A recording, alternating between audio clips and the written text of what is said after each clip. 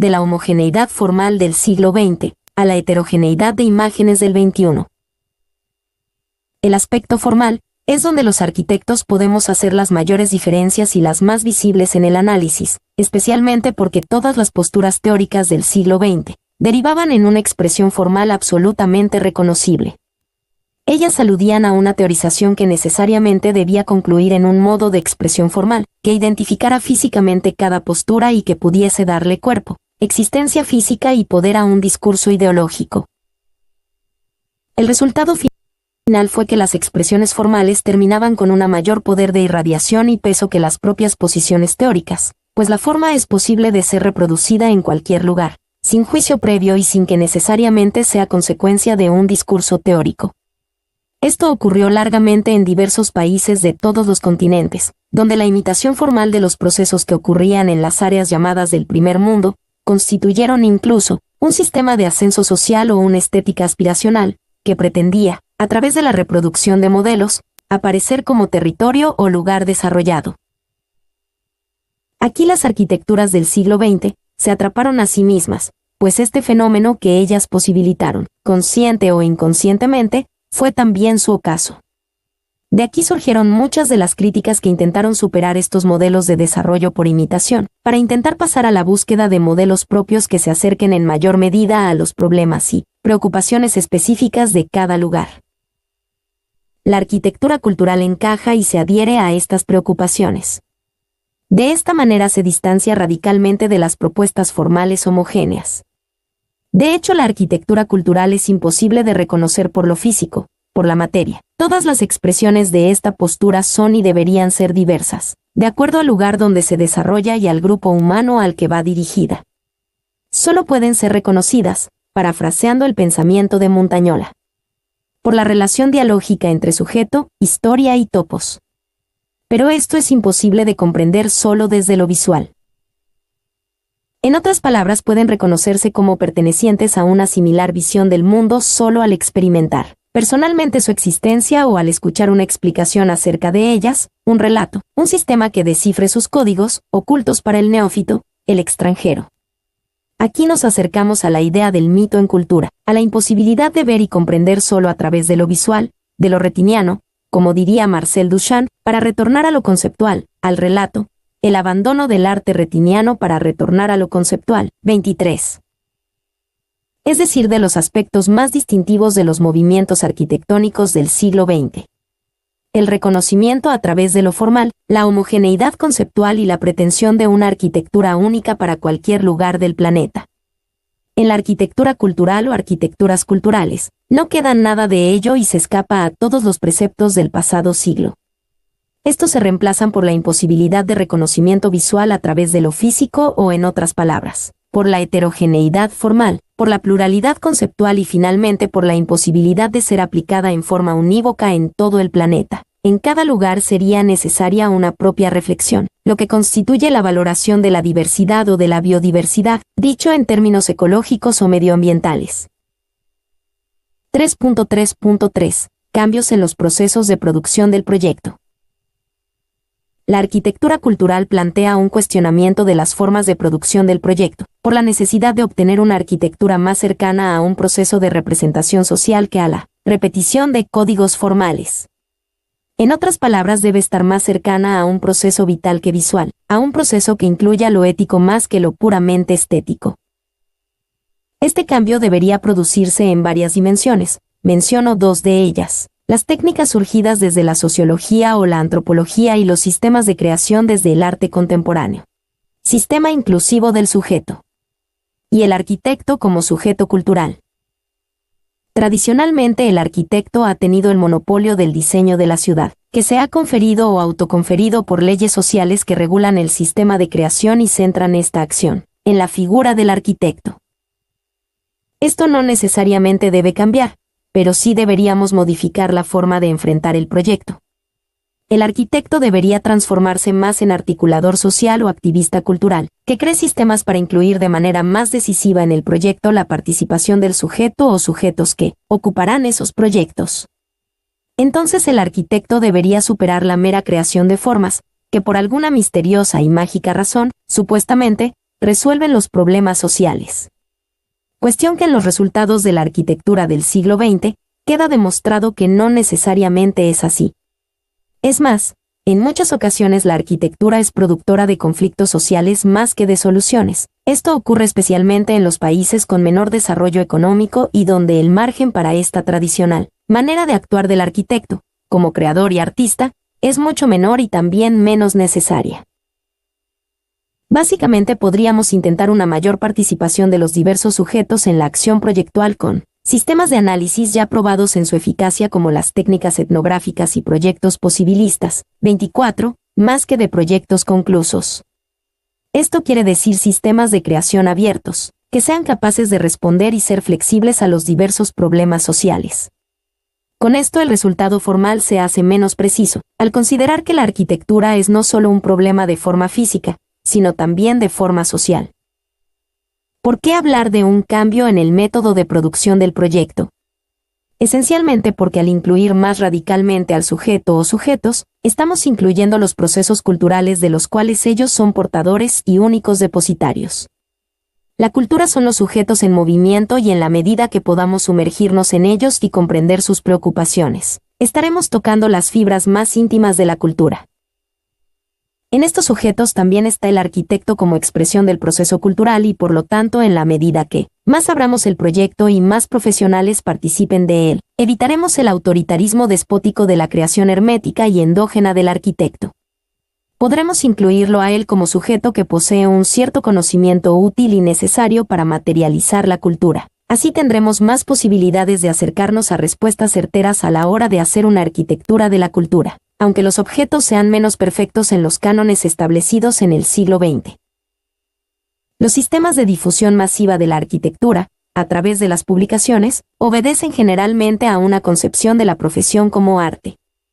Es notable el abandono del sujeto que generalmente estas revistas tienen y la importancia que los libros entregan a la relación entre arte y arquitectura, con mínima referencia a la obra habitada.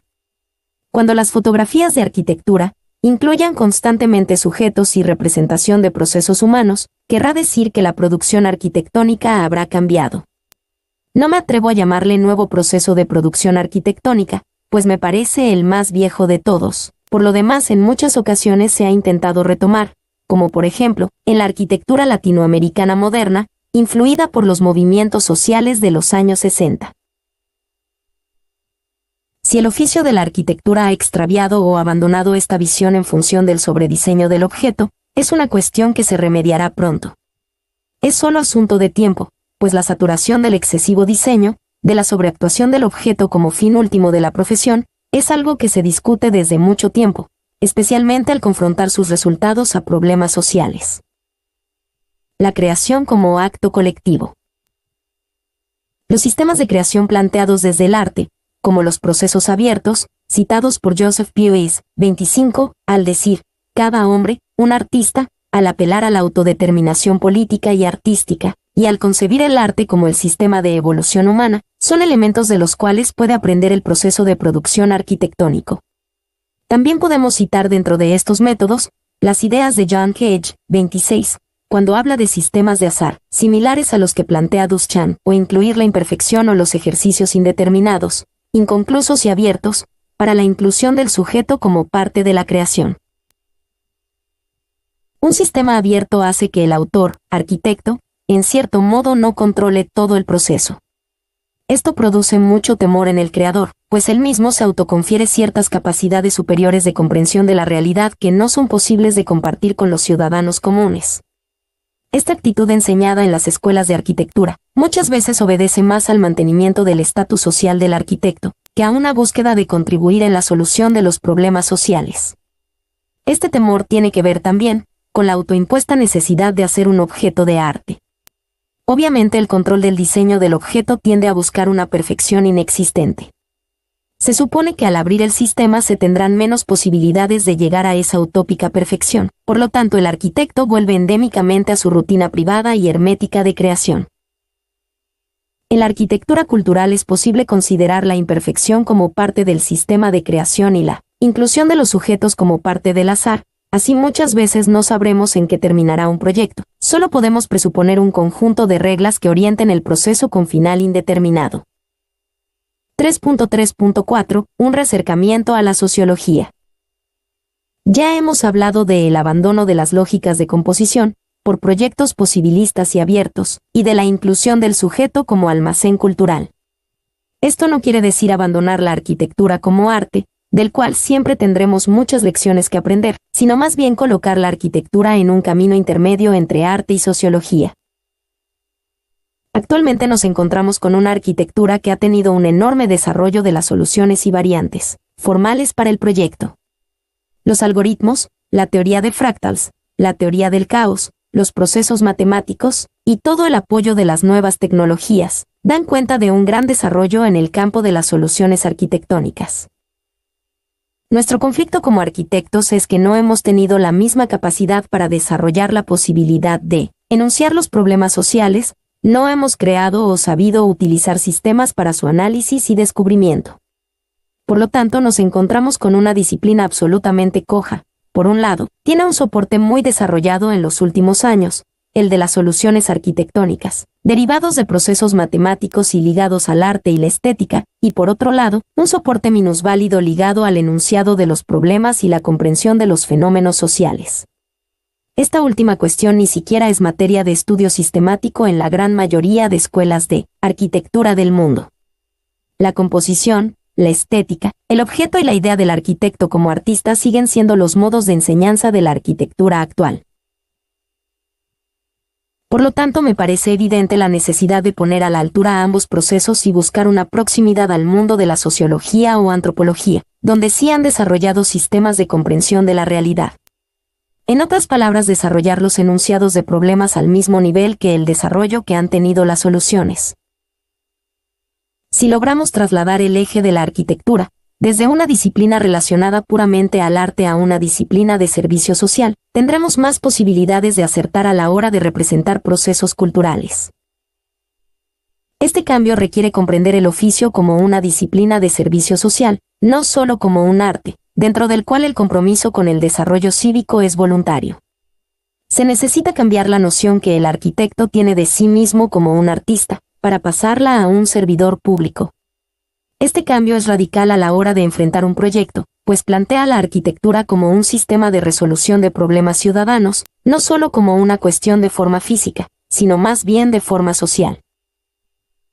Clifford Geertz dice, el concepto de cultura que propugno, cree en la frase de Max Weber que el hombre es un animal inserto en tramas de significación que él mismo ha tejido. Considero que la cultura es esa urdimbre y que el análisis de la cultura ha de ser no una ciencia experimental en busca de leyes, sino una ciencia interpretativa en busca de significaciones.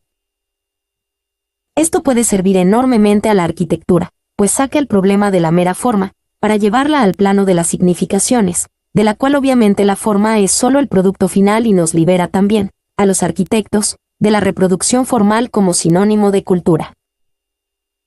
Lo importante es comprender la cultura como producción de sentidos de la vida cotidiana. En consecuencia, si queremos conocer la cultura de un grupo determinado, en realidad nos estamos preguntando qué sentido tiene la vida para ese grupo. El siguiente problema que enfrentamos es cómo averiguar ese sentido de la vida en la práctica vivida por sus actores. Aquí un problema sustancial para la arquitectura, muy difícil de resolver a la hora de producir un proyecto, pero donde las ciencias sociales nos llevan camino adelantado y pueden ser de gran utilidad. Finalmente, y del mismo modo, cada grupo humano tiene un significado para cada cosa del hacer y del quehacer, de manera que esos significados tienen solo las connotaciones que ese grupo humano particular les da, pudiendo ser parecidos a los de otro grupo, pero nunca iguales en su completa totalidad. De manera que finalmente la cultura de cada grupo humano es como su huella digital, tal es así que no existen dos grupos humanos con la misma cultura.